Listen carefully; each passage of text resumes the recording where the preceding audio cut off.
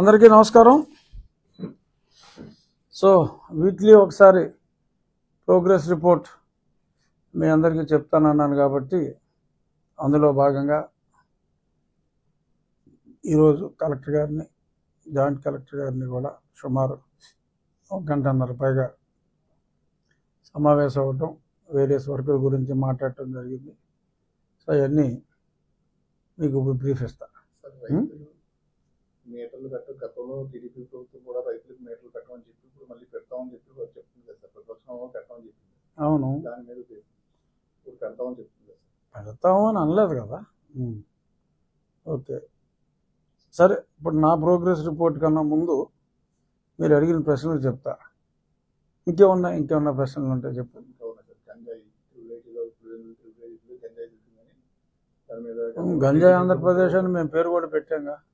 అది సార్. తర్వాత కేటీఆర్ మన విద్యాశాఖ మంత్రి, మన వైద్య శాఖ మంత్రి ఉన్నారు సార్, సత్యకుమార్ గారు. అవును, పొద్దున్న చూసా. ట్విట్టర్ కూడా బ్లాక్ చేశారు సార్ కేటీఆర్. ఓహో, బ్లాక్ చేశారు. అవును, ఓకే. సో మన ఆ ప్రోగ్రెస్ రిపోర్ట్కి వెళ్ళే ముందు దీని మీద చర్చిద్దాం. అయితే నువ్వు చెప్పింది సమంజసమైన ప్రశ్నలు అడిగావు, కరెక్ట్గా. ముందు మీటర్ల గురించి గతంలో నా రచ్చబండలో కూడా ఎన్నోసార్లు మాట్లాడటం జరిగింది. ఆ మీటర్ల ఖరీదు గురించి కూడా మాట్లాడటం జరిగింది. అటువంటి మీటర్లు అండ్ ఈవెన్ డిజిటల్ మీటర్లు,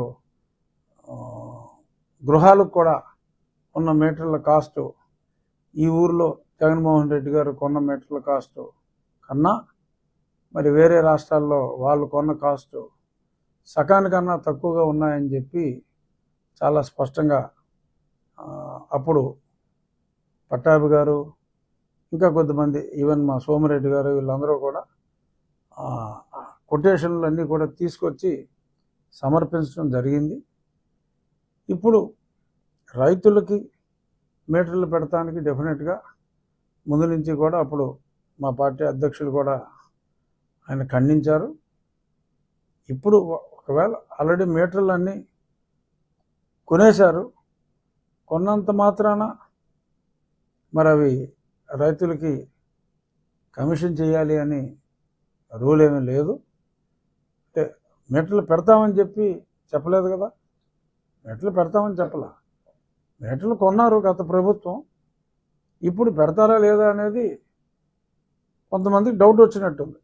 నిన్న విలేకరులు అడిగిన ప్రశ్నకి ఆయన పెట్టము అని కానీ పెడతాము అని కానీ చెప్పలేదు కాబట్టి అనుమానం రావడం సహజం. నువ్వు అడగటం కూడా ఎస్, నథింగ్ రాంగ్. బట్ నా ఉద్దేశం ఇది ఆఫ్కోర్స్ పాలసీ డెసిషన్ అయినప్పటికీ కూడా డెఫినెట్గా ఒకసారి ప్రభుత్వంలోకి రాకముందు రైతులకు అటువంటి మీటర్లు ఫిక్స్ చేయటం అన్యాయం అని చెప్పినందువల్ల డెఫినెట్గా మరి ఫిక్స్ చేస్తారని అయితే నేను అనుకోవటంలా. ఎందుకంటే ఇప్పుడు రైతుల్ని బాగా ప్రోత్సహిస్తున్నారు.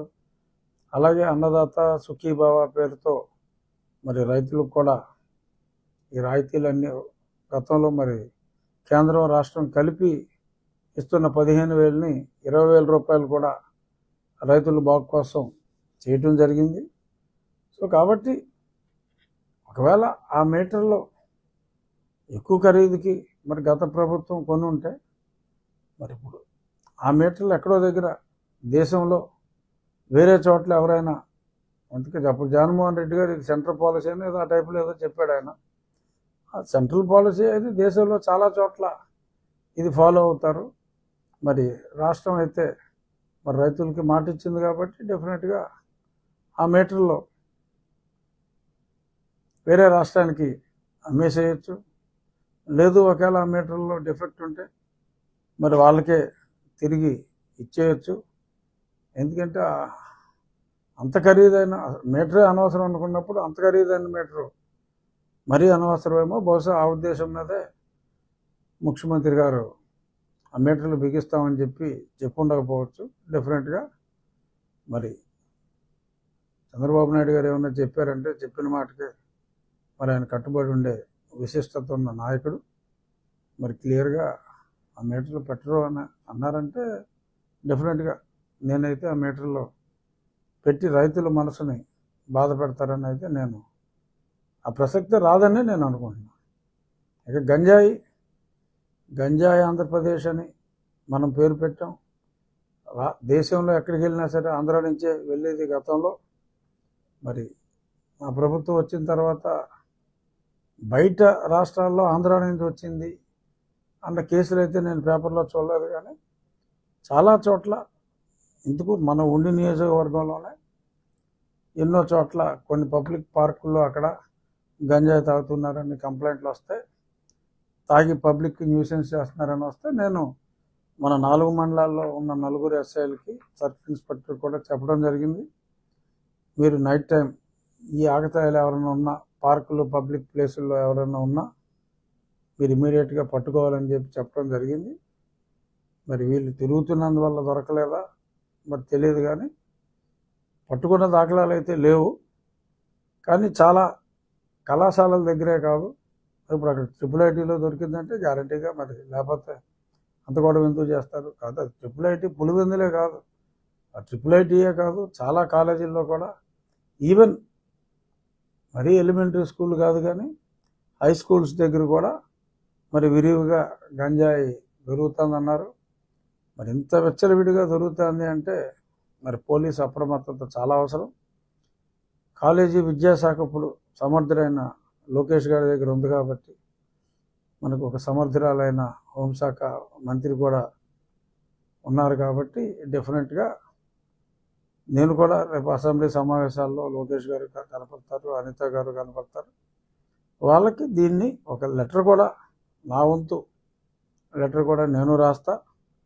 ఈ గంజాయి అనేదాన్ని ఎట్టి పరిస్థితుల్లోనూ అరికట్టాలి. చాలా చోట్ల టూత్ బ్రష్లు, టూత్ పేస్ట్లు దొరికినట్టు గంజాయి దొరుకుతుంది అనేది గతంలో మేము మాట్లాడాం. ఓవర్ నైటు అదేమి తగ్గేది కాదు, అన్లెస్ ఉక్కు పాదం మోపితే తప్ప.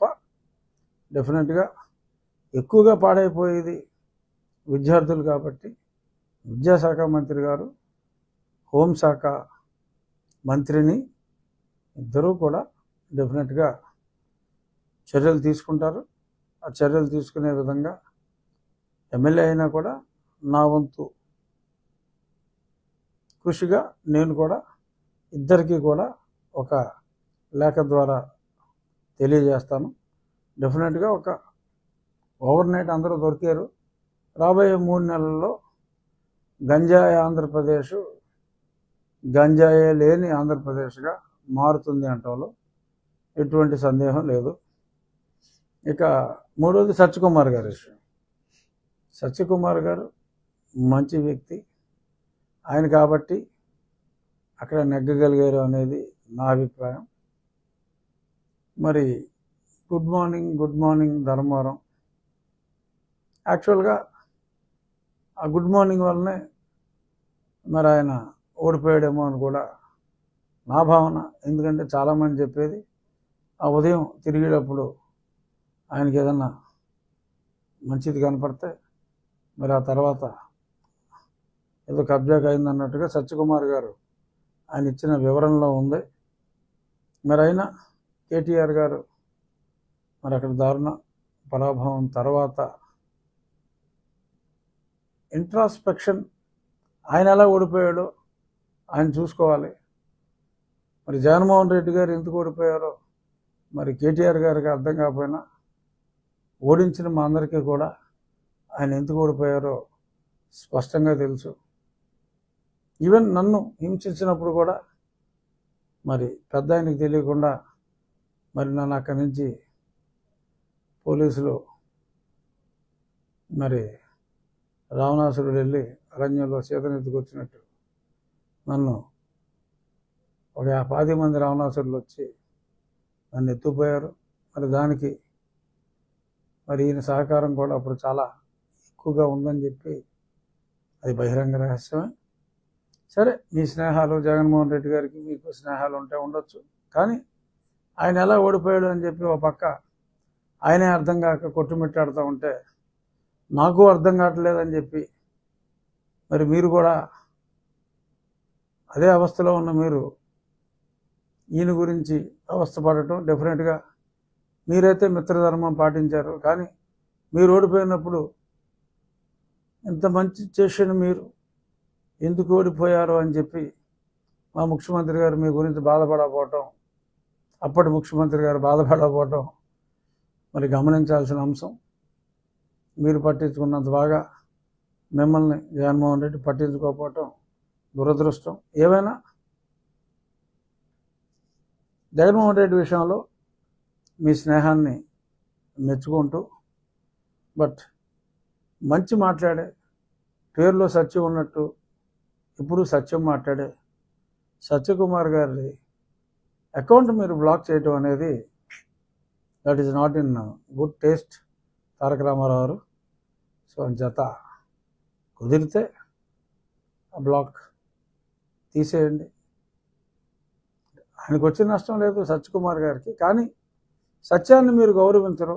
సత్యకుమార్ గారిని గౌరవించడమే కాదు, సత్యాన్ని కూడా మీరు గౌరవించరనే అప్రతిష్ట మీకు అనవసరమేమో అని చెప్పి నాకు చెప్పవలసిన అవసరం వచ్చినందుకు నేను బాధపడుతూ, చూద్దాం. ఈ అంశాలు పక్కన పెట్టి నా ప్రోగ్రెస్ రిపోర్ట్ చెప్పేసుకోవాలి. గతంలో మరి అనుకున్నట్టుగానే 2 వారాల క్రితం ప్రారంభించాం మా డ్రైనేజీలు, కాలువలు పూడికలు తీయటం, ఆ గుర్రపుడెక్క ఇతర 2-3 రకాల బీట్స్ ఉన్నాయి, అవన్నిటిని తీయటం చక్కగా జరుగుతున్నాయి. ప్రభుత్వ సహకారంతో, ప్రజల సహకారంతో ఈ నెలాఖరికల్లా ఆల్మోస్ట్ అయిపోతాయి. కానీ కొన్ని ఉప్పుటేరులో కూడా మాకు దూరంగా ఉన్న, మాకు మా పక్కన ఉన్న కైకలూరు నియోజకవర్గానికి కూడా చాలా ఉపయోగం. అక్కడ కూడా చాలా బ్లాకేజ్ ఉంది. ఇన్నాళ్ళు మేము చూసింది ఆ నియోజకవర్గంలో కాలువలు, డ్రైన్లు, బట్ ఆ డ్రైన్ ఎక్కడైతే కలుస్తుందో ఆ కలిసే ప్రాంతం కూడా మరి ఈ పర్టికులర్ ఈ వీటితో జామ్ అయినందువల్ల మరి దాన్ని కూడా బాగు చేయవలసిన అవసరం వచ్చింది. సో అంచేత జూలై నెలాఖరికి అనుకున్న పనులన్నీ అయిపోతాయి. ఆగస్టు 15 నాటికి ఆ ఉప్పుటేరులో ఉన్న ఆ భాగం కూడా కంప్లీట్ చేసి ఎటువంటి ఇబ్బంది కొన్ని సంవత్సరాలు, అట్లీస్ట్ ఇంకో 2 సంవత్సరాల వరకు ఎక్కడా కూడా నీరు రాక కానీ, లేకపోతే నీరు బ్లాక్ అయ్యి వర్షం వచ్చినప్పుడు మా పొలాలు మునిగిపోయినాయి అని కానీ అటువంటి సమస్యలు లేకుండా అన్నీ సక్రమంగా కంప్లీట్ అవుతాయి. ఇది డ్రైన్ల వరకు. ఈ డ్రైన్ల మీద మీరు కూడా చూశారు కదా, ఇవాళ ఉదయం కూడా మనం కొన్ని చోట్ల పనులు ప్రారంభించాం చేసేల దగ్గర. ఇంకా ఈ డ్రైన్ల వరకు మీకు ఏమన్నా డౌట్లు ఉన్నాయా? పని అవదాన్ని ఏమన్నా అపనమ్మకం మీకు ఎక్కడైనా ఉందా? పనులు జరుగుతున్నాయి సార్, బాగా జరుగుతున్నాయండి.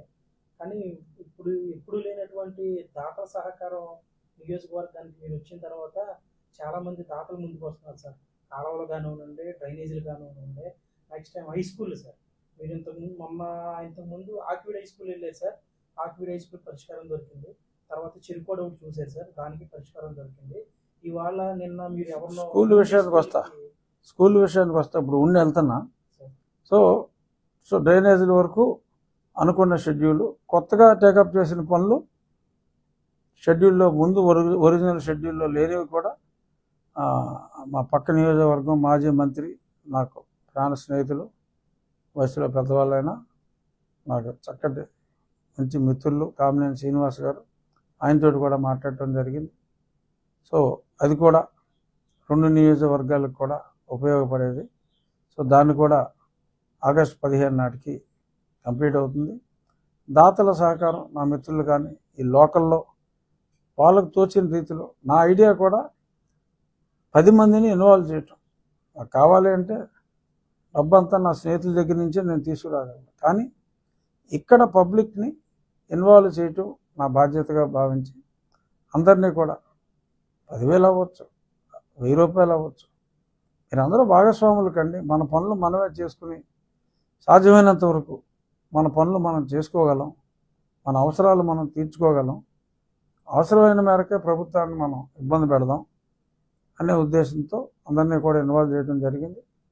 అలాగే త్రాగునీరు కూడా గతంలో చెప్పినట్టు ఆ పరిమళ లైను కొన్ని చోట్ల మరి ఏ మనుషుల కోసం మనం సేవ చేద్దాం అనుకుంటామో మరి వాళ్ళకి కొన్ని వీక్నెస్లు ఉంటాయి, ట్రాన్స్ఫార్మర్లు ఉంటాయి, లోపల కాపర్ కొట్టేశారు. సో ఆ ట్రాన్స్ఫార్మర్లు అది తీసుకొచ్చే ముందు మరి అధికారులతో మాట్లాడి మరి త్వరగా ట్రాన్స్ఫార్మర్లు అరేంజ్ చేసి వచ్చే సోమవారం నాటికి, అంటే వాళ్ళ బుధవారం, నెక్స్ట్ సోమవారం లేదా మంగళవారం నాటికి పార్షియల్గా యుద్ధ ప్రాతిపదికన 15 రోజుల నుంచి పనులు జరిగినాయి. కొంత పోర్షన్లో ట్రయల్ రన్, అంటే ఆ పైపులు విత్స్టాండ్ అవుతున్నాయా లేదా అని టెస్టులు చేస్తాం. ఖచ్చితంగా కొత్త ట్రాన్స్ఫార్మర్ వేయవలసి వచ్చినా కూడా అన్నీ కూడా అధిగమించి ఆగస్టు 15 నాటికి అనుకున్నట్టుగా ఫస్ట్ ఫేజ్ పరిమళ నుంచి ఆకివీడు వరకు పైప్ లైన్ని అనుకోని అవాంతరాలు ఏదన్నా వస్తే తప్ప ఖచ్చితంగా అక్కడికి 1 వీక్ క్వశ్చన్ పెట్టుకున్నాం. ఆగస్టు 15 నాటికి ఫస్ట్ ఫేజ్, డిసెంబర్ ఆఖరి నాటికి సెకండ్ ఫేజ్ కూడా అవుతుంది. అలాగే ఇదే కాకుండా మరి బొండాడ అనే ప్రాంతంలో ప్లాంట్ కెపాసిటీ చాలా ఉంది. 3 మిలియన్ లీటర్లు రోజుకి ట్రీట్ చేసే కెపాసిటీ ఉంది. కానీ ఆ పైప్ లైను కెపాసిటీ 11 గ్రామాలకే ఉంది. బట్ ఎక్స్ట్రా పైప్ లైన్ వేసుకుంటే ఇంకా మనం ఎక్కువ గ్రామాలకి ట్రీటెడ్ డ్రింకింగ్ వాటర్ని డైరెక్ట్గా ఇండివిజువల్ ప్లాంట్లు లేకుండా సెంట్రలైజ్డ్ ప్లాంట్ నుంచే మనం ఇవ్వగలం. సో దానికి అక్కడ ఒక చెరువు అవసరమైంది. ఇవాళ కలెక్టర్ గారికి నేను చెప్పా, ఒక చెరువు విలేజ్ చెరువు ఉంది, ఆ చెరువుని ప్రజల అవసరాల కోసం మనం తీసుకుంటే ఇంకొక తక్కువ ఖర్చుతో ఒక 5-6 గ్రామాలకి ఇంకాస్త ఖర్చు పెట్టగలిగితే ఇంకో 10 గ్రామాలకు కూడా ఆ పర్టికులర్ ప్లాంట్ నుంచి, ప్లాంట్ కట్టక్కర్లా, లక్కీగా ఓన్లీ పైప్ లైన్ వేయాలి, బ్యూటిఫుల్ ప్లాంట్ ఉంది, అవన్నీ కూడా చేసుకునే అవకాశం ఉంటుందని చెప్పి అధికారులతోటి వాళ్ళ కలెక్టర్ గారితో కూడా మాట్లాడటం జరిగింది. సో వారు కూడా చాలా పాజిటివ్గా రియాక్ట్ అయ్యి కావాల్సిన రెజల్యూషన్స్ అన్నీ కూడా పాస్ చేయమన్నారు. సో మంచినీటి సమస్య ఆల్మోస్ట్ కొన్ని విలేజ్ రిలేటెడ్ సమస్యలు ఉన్నాయి, అవన్నీ కూడా 50% పైగా ఆగస్టు 15కి, బ్యాలెన్స్ డిసెంబర్ ఆఖరి నాటికి డెఫినెట్గా అయిపోతాయనే ఉద్దేశంలో ఉన్నాం. ఇకపోతే నువ్వు చెప్పినట్టు స్కూల్స్, ఇవాళ మధ్యాహ్నం ఉండి స్కూల్కి వెళ్తున్నాను. ఎప్పుడో 80 కాదు 90, అదే 1892, కానీ 1930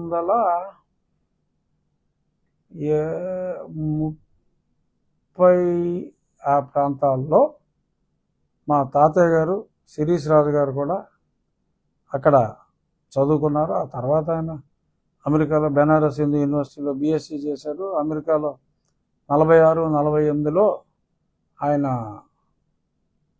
ఫార్మస్యూటికల్ సైన్సెస్లో మాస్టర్స్ చేశారు.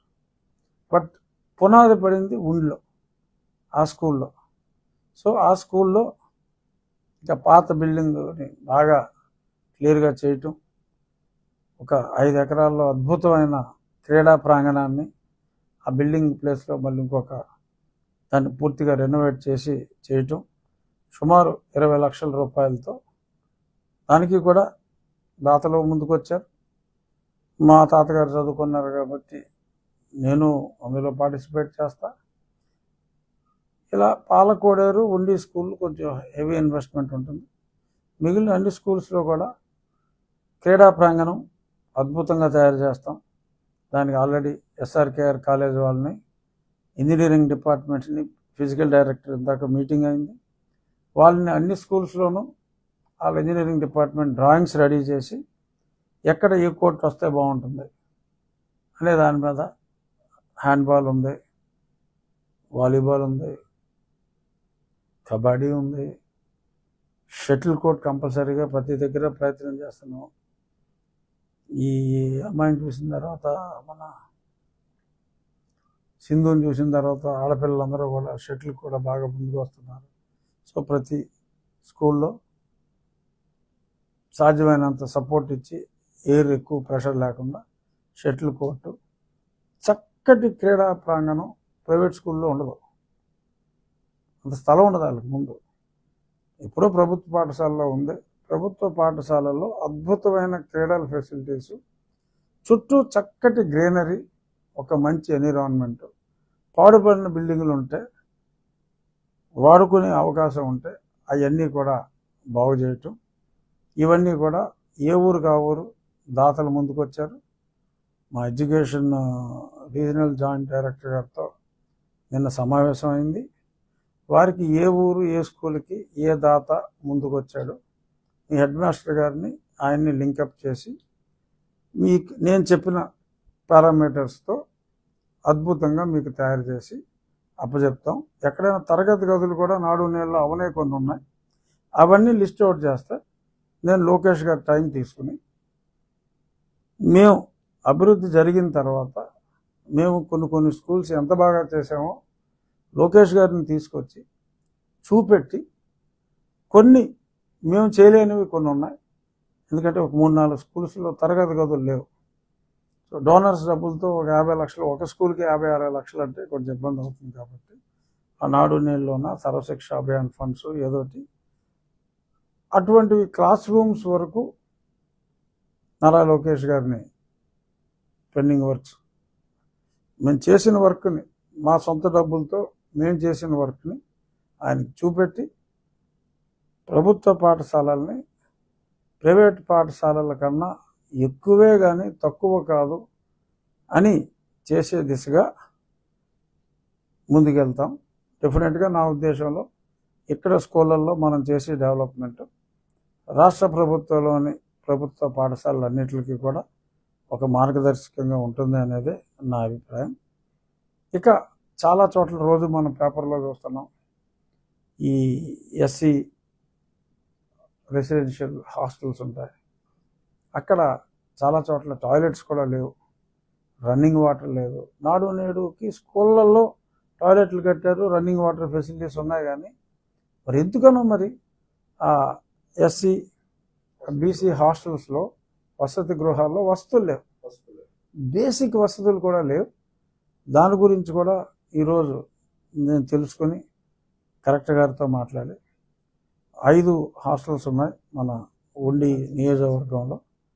5కి కావాల్సిన టాయిలెట్స్ కానీ, మిగిలిన అక్కడ రన్నింగ్ వాటర్ ఫెసిలిటీస్, రూములకి చాలా చోట్ల గుణాలు లేవు, కొన్ని చోట్ల తలుపులు లేవు, కొన్ని చోట్ల అసలు ఉండలేక వెళ్ళిపోతున్నారు. ఎందుకంటే 2 బాత్రూమ్లు, 120 మంది బాలికలు ఎలా ఉంటారు? How is it possible? So అటువంటి ఇబ్బందులు లేకుండా, అది కూడా దాతల సహకారంతో కొన్ని కంపెనీలని వాళ్ళ సిఎస్ఆర్ ఫండ్స్లో ఇమ్మని నేను అడుగుతాను. నా ఫ్రెండ్స్ తోటి కూడా మాట్లాడి లోకల్ వాళ్ళకు ఫస్ట్ ప్రయారిటీ ఇచ్చి డెఫినెట్గా ఒక 3 monthsలో ఈ సమస్యలన్నిటికీ చక్కగా రంగులు కూడా వేసి ఒక మంచి ఎన్విరాన్మెంట్లో ఆ బాలికలు ఆ వసతి గృహంలో బాలురు ఉండేలాగా చేయాలి అని అదొకటి ఎక్స్ట్రాగా పెట్టుకోవడం జరిగింది. ఇదంతా కూడా పబ్లిక్ పార్టిసిపేషన్, లోకల్లో వెల్ సెటిల్డ్ పీపుల్ అండ్ కంపెనీలు, నా స్నేహితుల కంపెనీలు, నాకు తెలిసిన వాళ్ళ దగ్గర ఫండ్ తీసుకుని చక్కగా ఒక రోల్ మోడల్ స్కూల్స్ లాగా నా నియోజకవర్గంలో ఉన్న హాస్టల్స్, ఈ 5 హాస్టల్ని చక్కగా చేసి ఒక నీట్ ఎన్విరాన్మెంట్ కూడా ఉండేలాగా చేసి ఒక రోల్ మోడల్ హాస్టల్ అంటే ఉండి వెళ్ళి చూడండి, అందరూ ఇలా హాస్టల్స్ని చెయ్యాలి అని ఒక ప్రేరణ. ప్రతి ఊర్లోనూ మంచి వాళ్ళు ఉన్నారు, వాళ్ళకి రికగ్నిషన్ ఉండాలి, అడిగేవాడు మర్యాదగా అడగాలి. ఇవన్నీ చేస్తే ఇటువంటి చాలా చోట్ల చేయొచ్చు. ఒకప్పుడు జన్మభూమి అని చంద్రబాబు నాయుడు గారు అనుకున్నారు. సో ఇటువంటివన్నీ ప్రజల సహకారంతో చేసి ఇప్పుడు లాస్ట్ టైం మీకు చెప్పిన దానికి ఎక్స్ట్రాగా ఇదొకటి చేపట్టడం జరిగింది. సో దీన్ని కూడా చక్కగా 3 నెలల సమయంలోనే సాధ్యమైనంత వరకు అన్నీ కంప్లీట్ చేసే ఉద్దేశంలో ముందుకెళ్తున్నాం. చూద్దాం. ఇప్పుడు ఉండి వెళ్తున్నాం. ఆ పనులు కూడా ఆల్రెడీ అడుగులోతు నీళ్ళు ఉన్నాయి. ఎందుకు అడుగులోతు నీళ్ళు ఉన్నాయంటే పక్క డ్రైనేజ్ పూడుకుపోయి 3 సంవత్సరాలు అయిందంట స్కూల్ కానుకుని. ఇప్పుడుకిప్పుడు ఉదయాన్నే నిన్న సాయంత్రం తెలిస్తే తెల్లారేటప్పటికి ఒక బుల్డోజర్ పంపించా. ఆ పనులు ప్రారంభమైనాయి. ఆ పనులు ఎలా జరుగుతున్నాయో కూడా చూసి ఎస్ఆర్కేఆర్ కాలేజీ వాళ్ళు వస్తున్నారు. వాళ్ళ డ్రాయింగ్ కూడా పొద్దున్న చెప్తే అప్పటికప్పుడు వాళ్ళు ఒక టెంటేటివ్ ప్లాన్ కూడా తీసుకొస్తున్నారు. సో ఇప్పుడు దాని మీద పెట్టుకుంటున్నాం. అలాగే అన్ని స్కూల్స్ కూడా నాకు డ్రాయింగ్స్ వచ్చేస్తాయి. రీజనల్ జాయింట్ డైరెక్టర్కి, డిఈఓకి ఆ డ్రాయింగ్ కాపీస్ అన్ని పంపించి వాళ్ళు కూడా అప్రూవ్ అయిపోయిన తర్వాత నెక్స్ట్ 1 మంత్లో అంటే ఆగస్టు 15కి నాకు అన్ని స్కూళ్ళల్లోనూ విద్యార్థులు గేమ్స్ ఆడాలి. 4-5 కోట్లు తక్కువ కాకుండా ఉంటాయి ప్రతి స్కూల్లో. ఆల్మోస్ట్ అన్ని స్కూళ్ళల్లో ఆ రోజు విద్యార్థులు సెలవు రోజైనా అక్కడికి వచ్చి జెండా వందనం తర్వాత ఆటలు ఆడుకోవాలి. అది కంటిన్యూ అవ్వాలి అనేది నా కోరిక. మీరు కూడా కొన్ని స్కూల్స్కి వెళ్ళండి. ఆ వాటర్ స్కీమ్ కూడా ఎలా జరుగుతుందో చూడండి. ఎందుకంటే మీరు ఐ ఓపెనర్స్ మీడియా, మీరు అవన్నీ మీ సైడ్ నుంచి మీరు కూడా చూసి ఎక్కడైనా ఏదన్నా లేట్ అవుతుంది అని మీకు అనుమానం ఉంటే నన్ను గైడ్ చేయండి. You be like watch dogs. ఎందుకంటే ఒక మంచి పని అన్నీ అనుకున్న సమయానికి ఒకసారి జరగకపోవచ్చు. సమయానికి అవ్వాలి అంటే ఏం చేయాలి అనేది మీడియాగా మీ పాత్ర మీరు పోషించి యు అలర్ట్ మీ. ఇక్కడ మీరు అవుతుంది అనుకున్నారు, ఇక్కడ లేట్ అయ్యేలా ఉందండి అని ఇలాంటివి మీరు అలర్ట్ చేస్తే డెఫినెట్గా కలెక్టర్ గారు, జిల్లా అడ్మినిస్ట్రేషన్ సహకారంతో ఆగస్టు 15 నాటికి ఒక చక్కటి మైల్ స్టోన్ని రీచ్ అవుదాం. నెక్స్ట్ వీక్ ప్రోగ్రెస్ ఏంటి, ఈ లాక్యునాస్ ఏంటి అనేది మళ్ళీ పెట్టుకుందాం. ఉచిత ఇసుక అవును, మంచి స్కీమ్ ఇవాళ చాలా దారుణం. గతంలో మరి అన్యాయంగా గతంలో చంద్రబాబు నాయుడు గారు ఉచిత ఇసుక ఇచ్చినందుకు కూడా మరి ఆయన మీద కేసు పెట్టారు. అది ఘోరమైన అన్యాయం. మరి ఇప్పుడు ఎంతో పారదర్శకంగా మీరు డైరెక్ట్గా తవ్వి తెచ్చుకునే వాళ్ళు ఉంటే ఆ విలేజ్ వాళ్ళు మీరు బల్ల మీద తెచ్చుకోండి అని చెప్పి పెట్టి ఆ ప్రైస్ అంతా కూడా పారదర్శకంగా ఎక్కువ కాకుండా రీజనబుల్గా తవ్వడానికి ఇంత, ట్రాన్స్పోర్ట్కి ఇంత. గతంలో పోలిస్తే 40% రేటుకే ఇసుక సప్లై వస్తుంది. కాబట్టి ఇసుక అనేది అసలు కన్స్ట్రక్షన్ ఇండస్ట్రీకి చెప్పాలంటే కూరలో ఉప్పు లాంటిది. ఉప్పు లేకపోతే ఏ కూర మనం తినలేము. ఇసుక లేకపోతే అసలు ఏ కన్స్ట్రక్షన్ మనం ముందుకెళ్ళాం.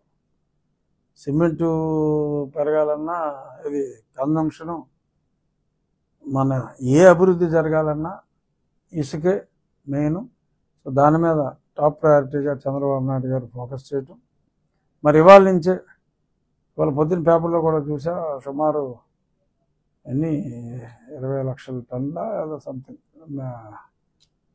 25 లక్షలు 5 లక్షల ఏదన్నా కన్సిడరబుల్ క్వాంటిటీ ఆల్రెడీ అవైలబుల్గా యార్డులో ఉంచాం అని చెప్పి కూడా చూసా.